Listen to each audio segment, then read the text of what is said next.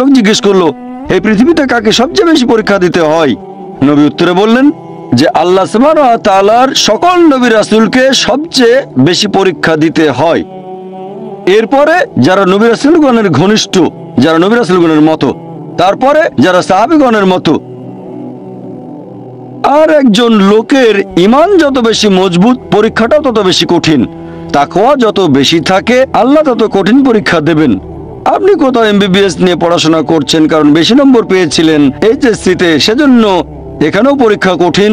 MBBS পাশ করাটাও বেশ কঠিন। তাহলে এখানেও নবী রাসূলগণের তাকওয়ার সাথে সাধারণ মানুষের তাকওয়ার কোনো তুলনায় হয় না। যেহেতু তারা ছিলেন নবী এবং রাসূল, তাই তাদেরকেও পরীক্ষা করা হয়েছে। কোনো নবী রাসূলকে এই পরীক্ষা নিয়ে ছেড়ে দেওয়া হয়নি। তাদের তাকওয়া লেভেল অনেক উপরে। নবী রাসূলকে অনেক বেশিবার পরীক্ষা করা হয়েছে সাধারণ মানুষের চেয়ে। আপনার বাচ্চা অনেক বেশি, অনেক কঠিন। তাহলে আপনার তাকওয়া যদি বেশি হয়, আল্লাহ আপনাকে পরীক্ষা করবেন। সত্যিকারের মুমিন কোনো বিপর্যয়ের মধ্যে পড়লে বলে, সুবহানাল্লাহ, সকল প্রশংসা আল্লাহর, আলহামদুলিল্লাহ।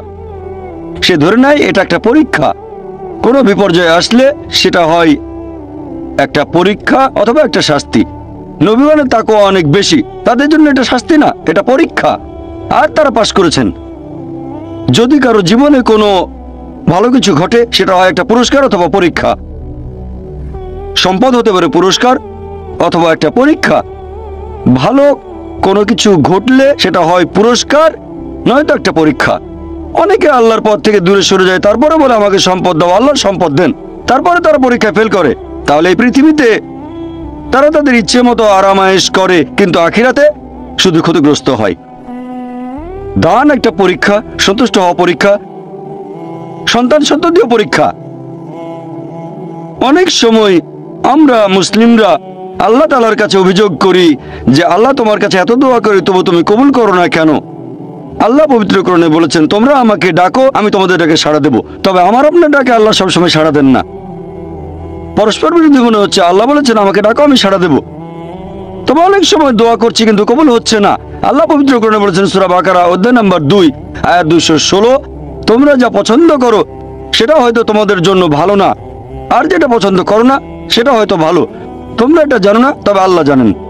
উদাহরণস্বরূপ ধরেন একজন তরুণ ছেলে, বয়স হয়তো 20 বছর, সে দোয়া করছে, হে আল্লাহ সুবহানাহু ওয়া তাআলা একটা BMW দিয়ে দাও। জানি না BMW নাম শুনেছেন কিনা, BMW মোটরসাইকেল। আমি চাই একটা BMW মোটরসাইকেল, খুব ভালো মোটরসাইকেল। ছেলেটা দোয়া করলো, আল্লাহ সাড়া দিলেন না। হয়তো আল্লাহ জানেন যে আল্লাহ যদি তাকে মোটরসাইকেল দিতেন, সে অ্যাক্সিডেন্ট করতো, পা ভেঙে ফ্র্যাকচার হতো, পঙ্গু হয়ে পড়ে থাকতো। তাহলে এখানে আল্লাহ সুবহানাহু ওয়া তাআলা তার ডাকে সাড়া দিয়েছেন সাড়া না দেওয়ার মাধ্যমে। আল্লাহ তার ডাকে সাড়া দিয়েছেন সাড়া না দেওয়ার মাধ্যমে। আল্লাহ তাকে মোটরসাইকেল দেননি কারণ সে ভালো বান্দা, সে খুব ভালো মানুষ। সে যা যাচ্ছে তা ভালো হবে না আমি জানি, কিন্তু সে জানে না, তাই আল্লাহ দিচ্ছেন না। এভাবে আল্লাহ সাড়া দিচ্ছেন সাড়া না দেওয়ার মাধ্যমে। আবার কিছু লোকজন আছে, যেমন আল্লাহ বলেছেন পবিত্র কোরআনে সূরা বাকারা অধ্যায় নম্বর 2 আয়াত 15-16, এখানে ভণ্ডদের কথা বলা হচ্ছে। আল্লাহ তাদের রশি দেবেন, তারা বিভ্রান্তের মতো ঘুরে বেড়াবে। তারা সম্পদ চেয়েছে, আল্লাহ দিয়েছেন। অনেকে আছে যারা আল্লাহর সাথে অন্য কাউকে শরীক করে। তারা বলে অনেক সম্পদ চাই, আল্লাহ তাদের সম্পদ দেন। এটা তাদের জন্য আসলে একটা পরীক্ষা। এভাবে তারা নিজেদের কবর খুঁড়ছে। তাই আমরা কখনোই হতাশ হব না। আল্লাহ তাআলা আছেন সব সময়, আল্লাহর উপর সবসময় ভরসা রাখবেন। সেই কারণেই পবিত্র কোরআন অনুযায়ী আত্মহত্যা হারাম। সূরা নিসা অধ্যায় 4, তোমরা নিজেকে হত্যা করো না, আত্মহত্যা করো না, নিশ্চয়ই আল্লাহ পরম দয়ালু, সাহায্য করবেন, তার উপর ভরসা করবেন। যখন কোনো লোক আত্মহত্যা করে তখন মনে হবে সে অকৃতজ্ঞ। সে ভাবছে আল্লাহ আমাকে অনেক বিপদে ফেলেছে, এটা কোনো সুবিচার না, এভাবে বেঁচে থাকার কোনো মানে হয় না, তাই শেষ করে দেব। আল্লাহ পবিত্র কোরআনে বলেছেন সূরা বাকারা অধ্যায় নম্বর 2 আয়াত 286, এটা সূরা বাকারার একেবারে শেষ আয়াত, যে আল্লাহ সুবহানাহু ওয়া তাআলা কারো উপরেই তার সাধ্যের অতিরিক্ত বোঝা চাপিয়ে দেন না। আল্লাহ কারো উপরে এমন কোনো বোঝা চাপিয়ে দেন না যেটা তার সাধ্যের অতিরিক্ত। এটা আয়াতের প্রথম অংশ। এই আয়াতটাতে আরো বলা হয়েছে আমরা এই দোয়া করব, ইয়া আল্লাহ সুবহানাহু ওয়া তাআলা আমাদের উপর সাধ্যের অতিরিক্ত বোঝা চাপিয়ে দিও না। আয়াতের প্রথম অংশে আল্লাহ কথা দিয়েছেন যে আমাদের উপর তিনি সাধ্যের অতিরিক্ত বোঝা চাপাবেন না। তাহলে আমরা কেন দোয়া করব যে হে আল্লাহ আমাদের সাধ্যের অতিরিক্ত বোঝা চাপিয়ে দিও না? এর কারণ হচ্ছে আমরা নিজেদের কবর খুঁড়ি, আমরা নিজেদের উপর সাধ্যের অতিরিক্ত বোঝা চাপিয়ে দিই, সমস্যা বাধা আমরাই বলছি অনেক সম্পদ দাও, আল্লাহ দিচ্ছেন। তাই আমরা আল্লাহর কাছে দোয়া করছি আল্লাহ যেন নিজেদের কারণে নিজেদের উপর সাধ্যের অতিরিক্ত বোঝা না চাপিয়ে দেন। আমরা সবসময় আল্লাহ তাআলার উপর ভরসা করব, একমাত্র তার ইবাদত করব। তিনি আমাদের স্রষ্টা। আমাদের অস্তিত্বের পেছনের উদ্দেশ্য হচ্ছে আল্লাহ সুবহানাহু ওয়া তাআলার ইবাদত করা, অন্য কারো নয়। পৃথিবীর জীবন পরকালের জন্য পরীক্ষা। আল্লাহর আদেশ মেনে চলেন আর সন্তুষ্ট থাকেন। যেরকম পরীক্ষায় সামনে পড়ুক, সত্যিকারের মুসলিম সবসময় বলবে আল্লাহকে ধন্যবাদ। সাধারণত আমরা অভিযোগ করি আমাদের এটা নেই, আমাদের ওটা নেই। জীবনের জন্য সবচেয়ে গুরুত্বপূর্ণ জিনিস কি? কেউ বলবে খাবার, কেউ বলবে পানি, সবচেয়ে গুরুত্বপূর্ণ বাতাস। কয়েক মিনিটের জন্য নিঃশ্বাস বন্ধ করেন, মারা যাবেন। আমাদের মধ্যে কেউ কি আল্লাহ সুবহানাহু ওয়া তাআলাকে এর জন্য ধন্যবাদ জানিয়েছেন যে বাতাস দিয়েছে, সেজন্য অনেক ধন্যবাদ? আমাদের মধ্যে কতজন এটা করেছে? আমরা কি এটা বুঝতে পারছি? ফ্রি বাতাস তো ফ্রি পাচ্ছি আর কি। আমরা শ্রদ্ধা করবো আল্লাহ তাআলার নিদর্শনগুলোকে, শ্রদ্ধা করবো আল্লাহর নিয়ামতগুলোকে। এবারে শেষ পয়েন্টটা নিয়ে বলি যে আল্লাহ সুবহানাহু ওয়া তাআলা কেন এই পৃথিবী সৃষ্টি করলেন। এই পৃথিবী সৃষ্টির উদ্দেশ্যটা আসলে কি? আল্লাহ পবিত্র কোরআনে বলেছেন সূরা ইব্রাহিম অধ্যায় নম্বর 14 আয়াত 32 ও 33 যে আল্লাহ সুবহানাহু ওয়া তাআলা আকাশমণ্ডল ও পৃথিবী সৃষ্টি করেছেন আর আকাশ থেকে পানি বর্ষণ করান, এর সাথে দিয়েছেন ফলমূল। তিনি নৌযানকে মানুষের অধীন করেছেন যাতে সেগুলো আল্লাহর বিধানে সমুদ্রে বিচরণ করে। তিনি মানুষের কল্যাণে নিয়োজিত করেছেন নদীসমূহকে। তিনি তোমাদের জন্য সৃষ্টি করেছেন চাঁদ ও সূর্য, তোমাদের জন্য সৃষ্টি করেছেন রাত ও দিন। তাহলে বিশ্বজগতের এইসব সৃষ্টি এগুলো করেছেন মানুষের জন্য। আল্লাহ এই পুরো বিশ্বজগৎ সৃষ্টি করেছেন মানুষের জন্য। আর এটা আমাদের দায়িত্ব যে আমরা আল্লাহ সুবহানাহু ওয়া তাআলাকে ধন্যবাদ জানাবো এইসব নিয়ামতের জন্য। ধন্যবাদের পাশাপাশি আমাদের দায়িত্ব যে আমরা এই সব কিছুর যত্ন নেব। এই কারণেই আল্লাহ সুবহানাহু ওয়া তাআলা পশু পাখি সৃষ্টি করেছেন। তবে পশু হত্যা করা এটা নিষিদ্ধ, প্রাণী হত্যা নিষিদ্ধ। মুহাম্মদ সাল্লাল্লাহু আলাইহি ওয়াসাল্লাম একটা হাদিস বলছে টার্গেট প্র্যাকটিসের জন্য পশু পাখি হত্যা করো না। হ্যাঁ, যেসব পশুর মাংস খেতে আল্লাহ সুবহানাহু ওয়া তাআলা অনুমতি দিয়েছেন সেটা আমরা খেতে পারি, আল্লাহ যেভাবে বলেছেন সেই নিয়মে, যেভাবে নবী বলেছেন। তবে টার্গেট প্র্যাকটিস, এরকম অনেক লোক দেখি যারা এই নিয়মগুলো ধ্বংস করতে চায়, টার্গেট প্র্যাকটিস করে আর বিভিন্ন পশুর মাথা ঝুলিয়ে রাখে তাদের ড্রয়িং রুমে। আল্লাহ সৃষ্টি করেছেন পাহাড় পর্বত, আমরা সেগুলো জয় করতে চাই, মাউন্ট এভারেস্টের চূড়ায় উঠি। এ পর্যন্ত অনেক মানুষ মারা গেছে, প্রতি বছর মাউন্ট এভারেস্টে উঠতে গিয়ে অনেক মানুষ মারা গেছে। আমরা এই নিয়ামতের জন্য আল্লাহ সুবহানাহু ওয়া তাআলাকে ধন্যবাদ জানাই না। যদিও আল্লাহ তাআলা পবিত্র কোরআনে বলেছেন উট সৃষ্টি করা হয়েছে তোমাদের জন্য, ভার বহনের জন্য। যদিও এগুলো আমাদের জন্য সৃষ্টি করা হয়েছে, আমরা এদের ভালোবাসবো, শ্রদ্ধা করব। এরকম অনেক সহিহ হাদিস আছে, অনেক। একটা হাদিস আছে সহিহ বুখারীতে খণ্ড নম্বর 3 যে একবার একজন মানুষ একটা তৃষ্ণার্ত কুকুরকে পানি খেতে দিয়েছিল। কুয়ার কাছে গিয়ে মোজাই করে পানি এনেছিল আর এই কাজের জন্য তাকে বেহেশতে দাখিল করা হলো। সহিহ বুখারীতে আছে আরেকটা হাদিস খণ্ড নম্বর 4 একবার এক পতিতা একটা তৃষ্ণার্ত কুকুরকে পানি খেতে দিয়েছিল, এজন্য সে বেহেশত পেল। এক সাহাবা প্রশ্ন করলেন যে কুকুরকে পানি খাওয়ালেও কি আমরা পুরস্কার পাবো? নবী বললেন অবশ্যই, কেন না। চিন্তা করেন, যে পশুটাকে ঘরের ভেতরে ঢুকতে নিষেধ করা হয়েছে, যদি সেই পশুকেও পানি খেতে দেন আল্লাহ সেজন্য পুরস্কার দেবেন।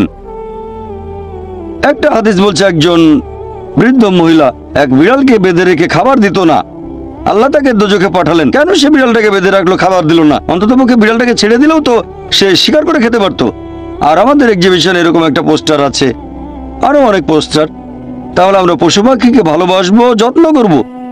এছাড়াও গাছপালা লতাপাতা আমরা খেতে পারি যখন প্রয়োজন আমাদের, তবে বিনা কারণে আমরা কোনো গাছপালা কাটবো না। এমনকি যুদ্ধের সময়ও নবী মুহাম্মদ সাল্লাল্লাহু আলাইহি ওয়াসাল্লাম বলেছেন যে তোমরা গাছ কেটে ফেলো না, শস্যে আগুন ধরিয়ে দিও না। তাহলে এগুলো সবই আল্লাহ সুবহানাহু ওয়া তাআলার সৃষ্টি। আর আল্লাহ পবিত্র কোরআনে বলেছেন সূরা আদিয়াত অধ্যায় নম্বর 100 আল্লাহ তাআলা যুদ্ধের সময়ের ঘোড়া সম্পর্কে আল্লাহ এখানে বলেছেন যে ঘোড়া চড়ে সৈন্যরা যুদ্ধে যায়। আল্লাহ এখানে শপথ করছেন আর বলছেন সূরা আদিয়াত আয়াত 1, 2, 3, 4 আল্লাহ বলেছেন এই ঘোড়াগুলোর খুরের আঘাতে আগুনের ফুলকি ছোটে, সে সময় ধুলোর মেঘ আকাশে ওড়ে, তারা শত্রু দলের ভেতরে ঢুকে পড়ে, বলা হচ্ছে আল্লাহ এখানে শপথ করছেন এই ঘোড়াগুলোকে নিয়ে, যুদ্ধের ময়দানের ঘোড়া, তাদের মধ্যে কোনো রকম ভয় নেই, কারণ তারা তাদের প্রভুর নির্দেশ মানে। যে মানুষটা ঘোড়ার পিঠে থাকে সেই মানুষটার জন্য তারা শত্রু দলের ভেতরে ঢুকে পড়ে, শত্রুর হাতে তরবারি বা অন্যান্য যত অস্ত্রই থাকুক না কেন, সেই ঘোড়া তারপরে সামনে এগিয়ে যায়, কারণ সে প্রভুর নির্দেশ মেনে চলে। আল্লাহ এখানে শপথ করছেন এই ঘোড়াগুলোকে নিয়ে। তারপর আল্লাহ তাআলা বলছেন তবে মানুষ অবশ্যই অকৃতজ্ঞ। তার মানে যুদ্ধের ঘোড়া প্রভুর আদেশ মানতে গিয়ে মরার জন্য প্রস্তুত। এই কারণে ঘোড়াটা মারা যেতে পারে, তারপরও প্রভু আদেশ দিয়েছে বলে এগিয়ে যাচ্ছে। সামনে হয়তো অস্ত্র হাতে শত্রু দাঁড়িয়ে আছে, সামনে গেলে সে মারা যেতে পারে, তারপরে এটা প্রভুর আদেশ। তবে মানুষ যাতে অকৃতজ্ঞ, মোটেও কৃতজ্ঞ নয়। সে কারণে এই পৃথিবীর প্রত্যেকটা মানুষের দায়িত্ব হচ্ছে পৃথিবীর জীবনের এই উদ্দেশ্য পূরণ করা, যে আমাদের কোন কারণে সৃষ্টি করা হয়েছে। আল্লাহ সুবহানাহু ওয়া তাআলা আমাদের সৃষ্টিকর্তা, পরম করুণাময়, পরম দয়ালু, পরম ক্ষমাশীল, পরম ন্যায় বিচারক। তাই প্রত্যেকটা মানুষের দায়িত্ব আমরা আল্লাহ সুবহানাহু ওয়া তাআলার ইবাদত করব, আল্লাহ ব্যতীত কারো ইবাদত করব না। আর আমাদের ইহকালের এই জীবন পরকালের জন্য একটা পরীক্ষা। যদি আল্লাহর আদেশ মেনে চলি বেহেশতে যেতে পারবো, যদি না মানি পরীক্ষায় ফেল করব, জাহান্নামে যেতে হবে। আর আমরা সেই সব নিয়ামতগুলো যত্ন নেব যেগুলো আল্লাহ আমাদের দিয়েছেন। আমার লেকচার শেষ করার আগে কোরআনের একটা আয়াতের উদ্ধৃতি দিচ্ছি। সূরা আলে ইমরান অধ্যায় নম্বর 3 আয়াত 110 বলা হয়েছে, কুনতুম খায়রা উম্মাতিন উখরিজাত লিন-নাস। হে মুসলিম, তোমরা শ্রেষ্ঠ উম্মত, মানব জাতির জন্য আবির্ভূত। আমাদের বলা হয়েছে খায়রা উম্মাহ, শ্রেষ্ঠ উম্মত। যখনই কোনো সম্মান পাবেন তখনই আপনাকে দায়িত্ব পালন করতে হবে। দায়িত্ব পালন না করলে সম্মান পাবেন না। আর দায়িত্বের কথা এই আয়াতেই আছে। আল্লাহ বলেছেন, তা'মিরুনা বিল মারুফি ওয়া তানহাউনা আনিল মুনকার ওয়া তু'মিনুনা বিল্লাহ। কারণ তোমরা সৎ কাজের নির্দেশ দাও, অসৎ কাজে নিষেধ করো এবং আল্লাহকে বিশ্বাস করো। প্রত্যেক মানুষের দায়িত্ব হচ্ছে প্রচার করা, সে যতখানি জানে। যদি সৃষ্টির পেছনের উদ্দেশ্যটা জানেন সেটা অন্যদের বলেন। আমাদের সৃষ্টি করা হয়েছে আল্লাহ সুবহানাহু ওয়া তাআলার ইবাদত করার জন্য, অন্য কারো না। ইহকালের জীবন পরকালের জন্য পরীক্ষা। মানুষকে আহ্বান করেন সত্যের পথে, সত্যের পথে চলে আসতে বলেন। তা'মিরুনা বিল মারুফি ওয়া তানহাউনা আনিল মুনকার, অর্থাৎ মানুষকে বলবেন ভালো কাজ করতে আর খারাপ কাজ করতে বাধা দেবেন। এটা প্রত্যেক মুসলিমের দায়িত্ব, দাওয়াত দেয়া বাধ্যতামূলক। যদি আমরা সৎ কাজের নির্দেশ না দেই আর যদি মানুষকে অসৎ কাজে বাধা না দেই, তাহলে নিজেদের মুসলিম বলার যোগ্য নই। বলতে পারবো না আমরা খায়রা উম্মাহ, শ্রেষ্ঠ উম্মত। কোরআনের একটা আয়াত বলে আমার লেকচার শেষ করছি। সূরা নাহল অধ্যায় 16 আয়াত 125 বলা হয়েছে, উদু ইলা সাবিলি রাব্বিকা বিল হিকমা ওয়াল মুআযিজাতিল হাসানা ওয়াজাহিদুহুম বিল্লাতি আহসান। মানুষকে তোমার প্রতিপালকের কথা আহ্বান করো হিকমত ও সদুপদেশ দ্বারা, এবং তাদের সাথে তর্ক করো, তাদের যুক্তি দেখাও উত্তম ও গ্রহণযোগ্য পন্থায়। ওয়া আখিরি দাওয়ানা আলহামদুলিল্লাহি রাব্বিল আলামিন। এখন আমরা শুরু করব প্রশ্ন উত্তর পর্ব। অনুষ্ঠান শুরু করার আগে এই পর্বের নিয়ম কানুনগুলো বলি, যাতে করে এই সীমিত সময়টাকে সঠিকভাবে ব্যবহার করতে পারি। আপনাদের সামনে 4টা মাইক, যে কোনো একটার পেছনে লাইন দিয়ে দাঁড়ান। একটা মাইক রয়েছে মহিলাদের জন্য, পুরুষদের জন্য 3টা মাইক। একটা মাইক আছে পেছনে, একটা আমার ডান দিকে আর একটা এদিকে আমার বাম পাশে। আপনারা প্রশ্ন করার সময়ে দয়া করে আপনাদের নাম এবং পেশা বলবেন। মনে রাখবেন, এখানে প্রশ্ন করবেন, কোনো লেকচার দেবেন না। তাই প্রশ্ন করার সময় আপনারা সংক্ষিপ্ত আর যথাযথভাবে করবেন। আমি ভলান্টিয়ারদের অনুরোধ করব, যারা মাইকের পাশে আছেন আপনারা দয়া করে প্রথমেই সুযোগ দেবেন অমুসলিম ভাইদের, যারা লাইনে দাঁড়িয়ে আছেন ডক্টর জাকিরকে প্রশ্ন করার জন্য। অমুসলিম ভাইয়েরা সামনে এগিয়ে আসুন। প্রশ্ন করার ক্ষেত্রে অমুসলিম ভাইদের আগে সুযোগ দেওয়া হবে। জাকির বললেন, ঈশ্বর আমাদের সৃষ্টিকর্তা, তিনি কেবলমাত্র একজন। 2 নম্বর, ঈশ্বর মানুষকে সৃষ্টি করেছেন তার ভালোবাসা থেকে। 3 নম্বর, ঈশ্বর কাউকে করেছেন ধনী বা গরিব, স্বাস্থ্যবান বা অসুস্থ, এসবই আসলে পরীক্ষা। একইভাবে খ্রিস্টানরা বিশ্বাস করে ঈশ্বর কেবলমাত্র একজন। 2 নম্বর, ঈশ্বর মানুষকে সৃষ্টি করেছেন তার ভালোবাসা থেকে। 3 নম্বর, ইসলাম ধর্মের মতোই এই সব কিছু দিয়ে আসলে পরীক্ষা করা হচ্ছে। এখন আমি আপনার কাছ থেকে এটা জানতে চাচ্ছি, ভুল বুঝবেন না, আমি খ্রিস্টান নই। ভাই আপনি প্রশ্ন করলেন যে খ্রিস্টান ধর্মে ওইটা আছে ইসলামের মতো যে ঈশ্বর একজন, ঈশ্বর তার সৃষ্টিকে ভালোবাসেন, আর আপনি প্রশ্ন করলেন এখানে পার্থক্যটা কি? খ্রিস্টান ধর্ম আর ইসলামের পার্থক্য জানতে চান নাকি? এদের পার্থক্য না, আপনি এটা আমাকে কিভাবে বোঝাবেন? একটু আগেই আপনি বললেন ইসলাম ধর্ম বাদে অন্য কোনো ধর্মের ইবাদতই গ্রহণ করা হবে না। আচ্ছা আচ্ছা ভাই, সুন্দর প্রশ্ন করেছেন। এবার আপনার প্রশ্নটা বোঝা যাচ্ছে। প্রথমে আপনি একটা মন্তব্য করেছিলেন, প্রশ্নবোধক চিহ্ন থাকলে বোঝা যায়, মন্তব্য হলে প্রশ্ন খুঁজে নিতে হয়। ইসলাম ধর্মে ইবাদতের বিভিন্ন কার্যকলাপের সাথে অন্যান্য ধর্মের ইবাদতের মধ্যে পার্থক্যটা কি? ইসলামে আলাদা কি আছে? খ্রিস্টান ধর্ম বলছে ঈশ্বর একজন, আরো বলছে যে ঈশ্বর আমাদের ভালোবাসেন। ইসলাম বলছে আল্লাহ একজন, ইসলাম বলছে আল্লাহ তার সৃষ্টিকে ভালোবাসেন। ইসলাম ইবাদত করতে বলছে খ্রিস্টান ধর্ম, তাই বলছে এখন এই ইবাদতের মধ্যে পার্থক্যটা কি ইসলাম আর খ্রিস্টান ধর্মে? অথবা ইসলাম ধর্মে আলাদা এমন কি আছে যেটা অন্য কোনো ধর্মে নেই, বিশেষ করে খ্রিস্টান ধর্ম?